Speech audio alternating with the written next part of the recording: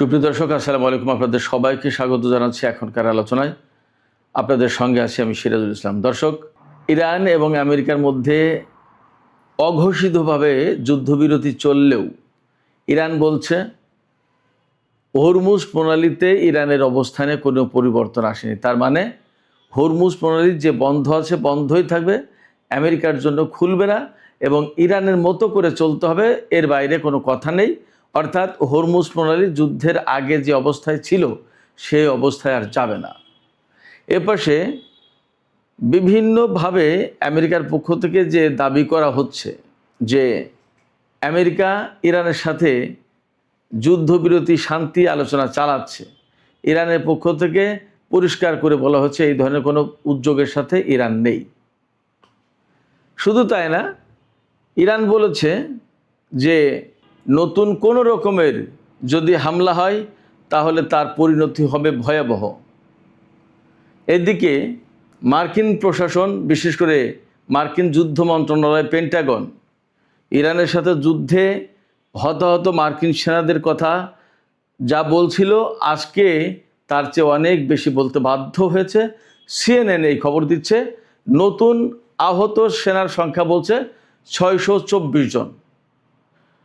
এর আগে 400 সামথিং দেখানো হচ্ছিল, আজকে হঠাৎ করে 624 বেড়ে গেছে।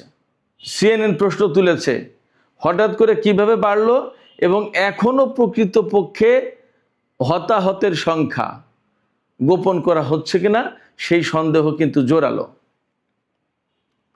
এপাশে তুরস্কের জন্য একটা বিপর্যয়ের দিন ছিল গতকাল।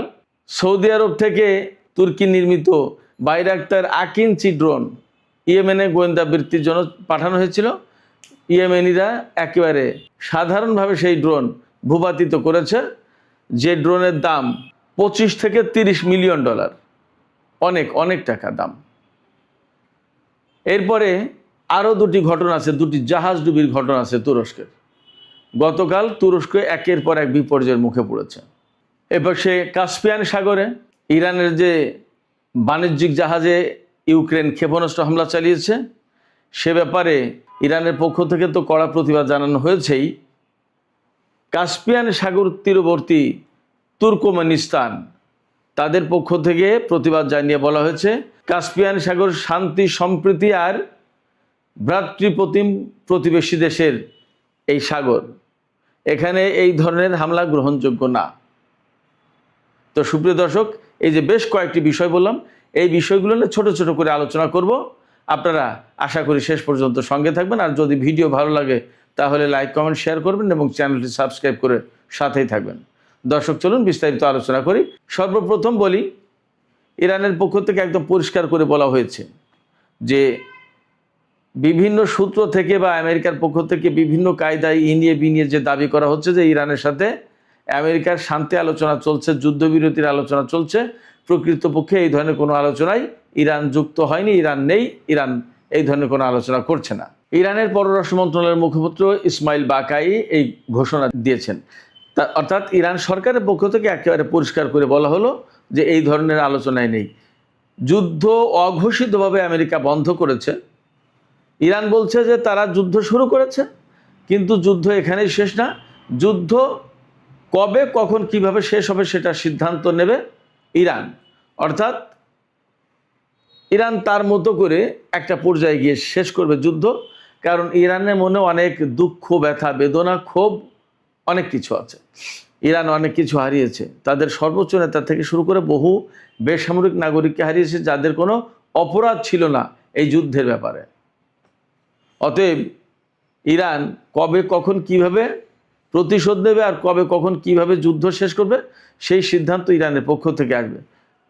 ইরান আরও বলেছে যে যখনই তেলের দাম বেড়ে যায় তখনই ডোনাল্ড ট্রাম্প তাদের আলোচনায় বসার ব্যবস্থা করে।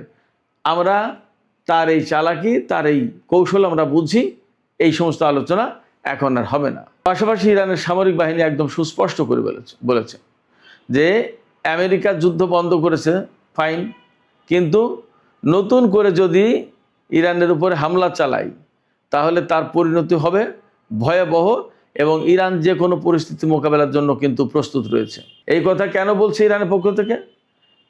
এই কথা ইরানের পক্ষ থেকে সামরিক বাহিনী বলছে এই কারণে যে বিভিন্ন জায়গায় খবর আসছে, এমনকি ইসরায়েলের গণমাধ্যমে, যে ইসরায়েলের প্রধানমন্ত্রী বেনিয়ামিন নেতানিয়াহু আগামীকাল মঙ্গলবার 28 জুলাই আমেরিকা সফরে যাবেন এবং আমেরিকায় যাওয়ার পরে প্রেসিডেন্ট ডোনাল্ড ট্রাম্পের সাথে মিটিং করবেন। সেই মিটিংয়ে হয়তো এমন সিদ্ধান্ত হওয়ার সম্ভাবনা আছে যে আমেরিকা ইসরায়েল দুই দেশ মিলে ইরানের বিরুদ্ধে নতুন করে যুদ্ধ শুরু করতে পারে এবং ওই যে বড় হামলা চালাবে বলে আমেরিকা প্রস্তুতি নিয়েছে, সেই হামলার কথা বলা হচ্ছে যে হামলা আবার হতেও পারে ইরানের বিরুদ্ধে। এই জায়গায় ইরানের সামরিক বাহিনী পরিষ্কার করে বলেছে যে আমেরিকা যদি নতুন করে ইরানের বিরুদ্ধে কোনো রকমের হামলা চালায় তাহলে তার পরিণত হবে ভয়াবহ। এদিকে মার্কিন প্রেসিডেন্ট ডোনাল্ড ট্রাম্প বলেছেন যে আমেরিকার হাতে অস্ত্র ব্যাপকভাবে কমে গেছে, ক্ষেপণাস্ত্র কমে গেছে বলে যে সমস্ত কথাবার্তা বলা হচ্ছে, রিপোর্ট বেরিয়েছে, এগুলো ঠিক না, ভুল। আমাদের হাতে প্রচুর পরিমাণে এবং যথেষ্ট পরিমাণে অস্ত্র সমস্ত সব কিছু আছে। তিনি এই রকম দাবি করেছেন যে আমেরিকার হাতে যে পরিমাণ অস্ত্র, গোলাবারুদ এবং ক্ষেপণাস্ত্র আছে পৃথিবীর কোনো দেশের কাছে তা নেই। অথচ খুবই বাস্তব কথা হচ্ছে যে ভারত মহাসাগর থেকে মার্কিন যুদ্ধ জাহাজ ক্ষেপণাস্ত্র ছুটতে পারছে না, তাদের হাতে ক্ষেপণাস্ত্র নেই। শুধু তাই না, কুয়েতের আকাশে ইরানের ড্রোন দীর্ঘক্ষণ উড়াউড়ি করেছে, সেই ড্রোনকে ভূপাতিত করতে পারেনি, ক্ষেপণাস্ত্র নেই। আরও একটা প্রমাণ, পারস্য উপসাগরের মার্কিন জাহাজের উপর দিয়ে ধারে কাছ দিয়ে ইরান ফ্যান্টম বিমান দিয়ে টহল দিয়েছে পারস্য উপসাগরে। সেই বিমানের দিকে আমেরিকা কোনো গুলি ছোড়েনি, কোনো ক্ষেপণাস্ত্র ছোড়েনি। অথচ কথাটা কিন্তু অন্যরকম ছিল। এবং অনেক জায়গায় রিপোর্ট বেরিয়েছে যে কাতারের আল উদেইদ ঘাঁটি এবং সংযুক্ত আরব আমিরাতের আল জাফরা ঘাঁটি খালি করে দিয়েছে, এখান থেকে বিমান এবং সেনাদেরকে সরিয়ে নিয়েছে আমেরিকা। শুধু তাই না, জর্ডানের কয়েকটা ঘাঁটি এরকমভাবে খালি করেছে বলে রিপোর্ট বেরিয়েছে। এখন মার্কিন প্রেসিডেন্ট ডোনাল্ড ট্রাম্প এই মুহূর্তে বলতেই পারেন, কারণ তিনি যেহেতু কমান্ডার ইন চিফ, তার দেশের ভাবমর্যাদা এবং সামরিক অবস্থান ধরে রাখার জন্য তিনি তো কত কথাই বলবেন। কিন্তু সিএনএন বলছে ভিন্ন রিপোর্ট। আজকেই এখনই সিএনএনের ওয়েবসাইটের লিড নিউজ হচ্ছে যে ট্রাম্প মুখে এই সমস্ত কথা বলছেন ঠিকই, কিন্তু তিনি যে কাজ করতে যাচ্ছেন সেই জায়গায়, অর্থাৎ প্রতিটি বাঁকে বাঁকে তার জন্য বিপদ আসছে। যুদ্ধ থেকে বেরিয়ে যাওয়ার কোনো কৌশল তার কাছে নেই। এটা আমার কথা না, এটা মার্কিন গণমাধ্যমের কথা। আর এই যে ক্ষেপণাস্ত্র কমে গেছে, অস্ত্র কমে গেছে, এটা আমি বলছি না, মার্কিন গণমাধ্যমে CNN, new York Times, Wall Street journal, এই সমস্ত বড় বড় বিখ্যাত পত্রিকা তারাই বলেছে। অতএব ডোনাল্ড ট্রাম্পের হাতে বা আমেরিকার হাতে কতটুকু অস্ত্র আছে আর কতটুকু নেই তাদের গণমাধ্যমের খুব ভালো করে জানার কথা। তাদের গণমাধ্যমে এই যুদ্ধের ব্যাপারে যে সমস্ত কথাবার্তা বলেছে তার অনেক কিছুই তো ঠিক। যেমন এই যে হতাহতের কথা, মার্কিন গণমাধ্যমে বহুদিন ধরে সন্দেহ প্রকাশ করে আসছে। তারা বলছে যে পেন্টাগন বা যুদ্ধমন্ত্রী পিট হেগসেথ যে বলছে এতজন সেনা নিহত হয়েছে আর এতজন আহত হয়েছে, কিন্তু প্রকৃত সংখ্যা, হতাহতের সংখ্যা এর চেয়ে আরও অনেক বেশি। এখন আজকে যে তারা নতুন করে আপডেট করলো হতাহতের সংখ্যা, তাতে বলেছে নিহত 18 জন আর আহত 624 জন। কিন্তু সিএনএন এখানে বলছে যে এই সন্দেহ ব্যাপক জোরালো, যে এই সংখ্যা আরও বেশি হবে প্রকৃত সংখ্যা। এখন এখানে আমি আর একটা প্রশ্ন তুলে দিই, যখন 624 জন আহত তখন মাত্র কি 18 জন নিহত হয়? বহু গণমাধ্যমে এবং সামাজিক মাধ্যমে আমেরিকার এই হতাহত অর্থাৎ নিহত এবং আহত মার্কিন সেনা সংখ্যা কমিয়ে বলছে। এই ব্যাপারে তারা সন্দেহ প্রকাশ করেছে এবং তাদের সন্দেহ তো অমূলক নয় যে আজকে হঠাৎ করে এতজন বেড়ে গেল কী করে আহত সেনার সংখ্যা। অনেক তথ্য আছে যে তথ্য আসলে আমেরিকা গোপন করছে। তাদের পরিস্থিতি আসলে যথেষ্ট নাজুক। এখন ইসরায়েলি প্রধানমন্ত্রী নেতানিয়াহু আমেরিকায় যাওয়ার পরে যদি ইরানের বিরুদ্ধে নতুন করে হামলা এবং বড় যুদ্ধ শুরু করার চিন্তা করতেই পারে, এবং এমন আশঙ্কা কিন্তু কম না। যদি করে তাহলে পরিস্থিতি আসলে খারাপ হবে। এবং আমি সবসময় বলছি, মধ্যপ্রাচ্যের যে পরিস্থিতি আমেরিকার, তাতে সম্ভবত তাদের আর এই সমস্ত ঘাঁটিতে টিকে থাকার অবস্থা নেই। এরপরেও যদি তারা নতুন করে যুদ্ধ শুরু করে তাহলে যথেষ্ট আশঙ্কা আছে আমেরিকার ঘাঁটিগুলোর আরও খারাপ অবস্থা এবং একদম মানে পতন বলতে যা বোঝায় তাই হওয়ার আশঙ্কা আছে। এটা আমার ব্যক্তিগত বিশ্লেষণে আসে। ইরান আরেকটি ঘোষণা দিয়েছে যে হরমুজ প্রণালীতে ইরানের যে অবস্থান ছিল তাই আছে, এতে পরিবর্তন হচ্ছে না। অর্থাৎ ইরান বলেছে কি যে হরমুজ প্রণালী আমাদের, এটা আমরা ম্যানেজমেন্টের দায়িত্বে থাকবো, টোল নেব কি নেব না সেটা আমরা সিদ্ধান্ত নেব, কোন পথে জাহাজ চলাচল করবে সেটা আমরা ঠিক করে দেবো, এর বাইরে কোনো কথা হবে না, এখানে কর্তৃত্ব নেতৃত্ব আমাদের হাতে থাকবে। এই জায়গা থেকে ইরান সরেনি, বলছে যে আমাদের অবস্থান ঠিক আছে এবং হরমুজ প্রণালী একেবারে নির্দ্বিধায় সবাই যাতায়াত করতে পারবে, গড়ের মাঠ ওপেন টু অল, নো, এরকম থাকবে না। বলেছে যে যুদ্ধের আগে হরমুজ প্রণালী যেমন ছিল তেমন আর কখনো কোনো দিন হবে না এবং এখানে কার জাহাজ যাবে, কোন জাহাজ কত টোলে যাবে, কোন পথে যাবে, সমস্ত সব কিছু ইরান নির্ধারণ করবে বলছে। সাম্প্রতিক দিনের যে যুদ্ধটা, এই যুদ্ধটা কিন্তু বেসিক্যালি হরমুজকে কেন্দ্র করে। হরমুজ প্রণালী দিয়ে ইরান বলেছে যে এই রুটে জাহাজ চলাচল করবে, আর আমেরিকা বলছে যে না, এই আর একটা ওমান উপকূলের দিক দিয়ে একটা রুট, বলছে যে এই রুটেও জাহাজ চলাচল করবে। সেখানে মাইন পেতে রেখেছে ইরান, গেলে জাহাজ গেলে কোনোটা মাইনে বিস্ফোরণ হচ্ছে আর কোনোটার উপর ইরান হামলা চালাচ্ছে, ক্ষেপণাস্ত্র হামলা, ড্রোন হামলা। আমেরিকা সে সমস্ত জাহাজের নিরাপত্তা দিতে পারছে না, ফলে হরমুজ প্রণালী কোনো মতেই সিকিউর না। এখন ইরানের কথা মতো চললে সিকিউর, না চললে সিকিউর না। ইরান যে পথে চলতে বলছে জাহাজগুলোকে, সেই পথে গেলেই শুধুমাত্র জাহাজ নিরাপদে যাওয়া আসা করতে হচ্ছে, এছাড়া না। অতএব হরমুজ প্রণালী এলাকায় ইরানের কর্তৃত্ব এই মুহূর্তে চ্যালেঞ্জ করে আমেরিকা যে নতুন কিছু একটা করবে, এখনও পর্যন্ত এরকম অবস্থা হয়নি। এরকম অবস্থা হবে কিনা সেটাও একটা প্রশ্ন। এর মধ্যে হরমুজ প্রণালীতে গতকাল তুরস্কের একটি তেলবাহী জাহাজ মাইন বিস্ফোরণে ধ্বংস হয়েছে। এপাশে সৌদি আরবের কাছে তুরস্ক বাইরাক্তার আকিঞ্চি নামে খুব দামি মূল্যবান ড্রোন বিক্রি করেছিল। সেই ড্রোন ইয়েমেনের আকাশে গোয়েন্দা বৃত্তি করতে গেছে আল জাওয়াব প্রদেশে।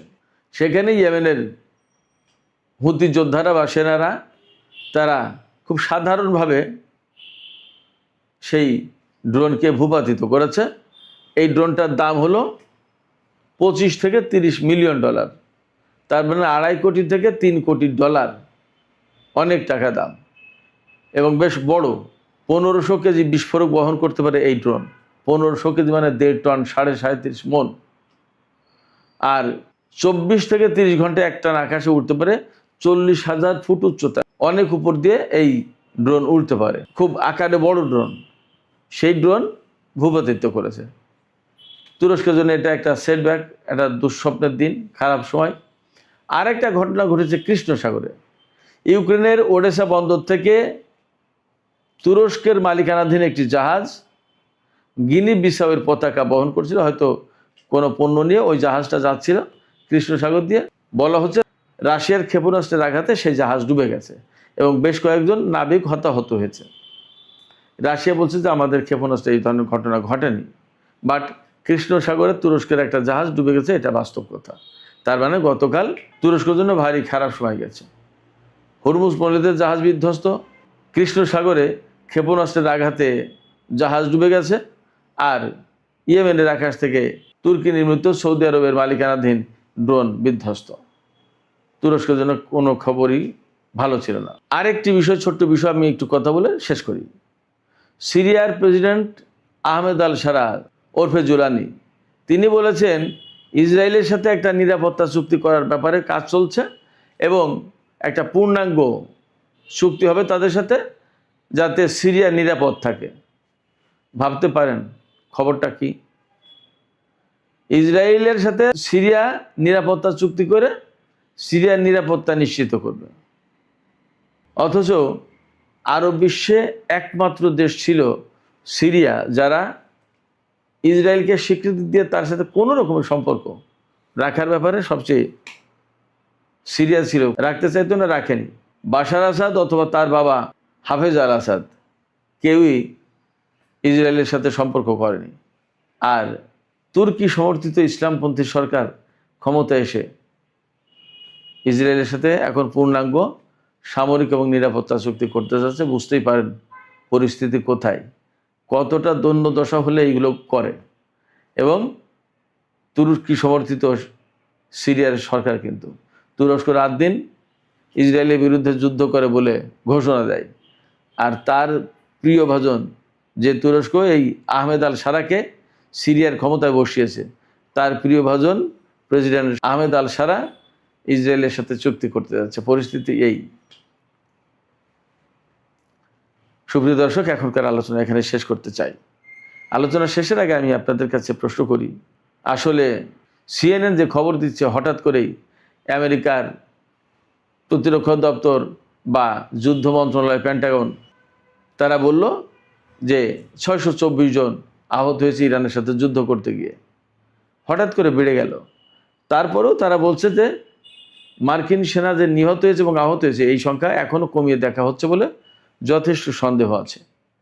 আপনাদের কি মনে হয়? আপনারাও কি সন্দেহ করেন যে আসলে আমেরিকা কমিয়ে বলছে? আপনাদের মতামত জানিয়ে কমেন্টে লিখতে পারেন। আর ভিডিও ভালো লাগলে লাইক কমেন্ট শেয়ার করবেন এবং চ্যানেলটি সাবস্ক্রাইব করে সাথেই থাকবেন। দর্শক, এখনকার আলোচনা এখানে শেষ করতে চাইছি। আপনারা সবাই অনেক অনেক ভালো থাকুন। আল্লাহ হাফেজ।